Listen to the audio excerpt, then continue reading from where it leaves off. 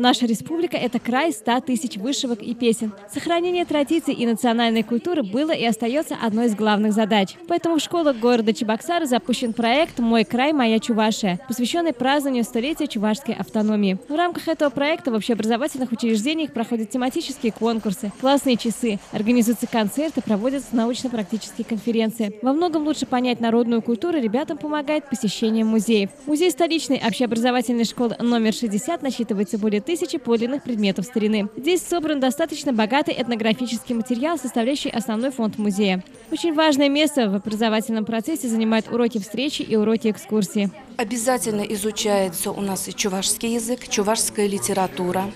Много внимания мы уделяем культуре. Нашему музею этнографическому нынче исполняется 20 лет. 15 февраля мы будем праздновать юбилей нашего музея.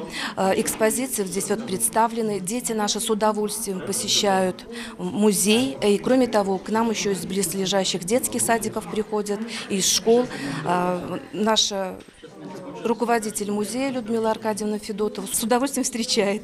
Во время уроков экскурсии работают многие экспонаты, которые есть в экспозиции музея. Интересен ткацкий станок. Именно на таком ткали холсты много лет назад. Кроме того, у школьников есть возможность посмотреть, как выглядела чувашская изба в конце 19-го, начале 20 века. Анна уже давно проводит экскурсии в школьном музее. И каждая такая встреча помогает ей узнавать все больше и больше о культуре родного края.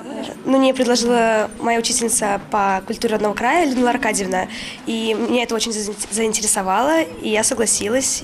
И вот уже с 5 класса я провожу экскурсии. О народных инструментах рассказал ребятам мастер Николай Фомеряков. В его руках природные материалы обретают форму и начинают звучать. Музыкальные инструменты можно сделать из трав, дерева, глины и кости, говорит он. Старинные технологии бережно сохраняются и передаются из поколения в поколение.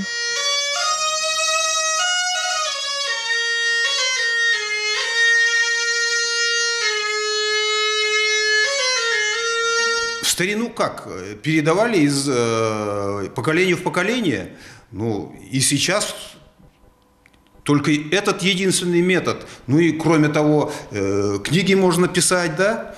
Сейчас вот видео можно снимать. Видео, конечно, в старину не было, но сейчас это очень продвинутый метод по сохранению древних традиций.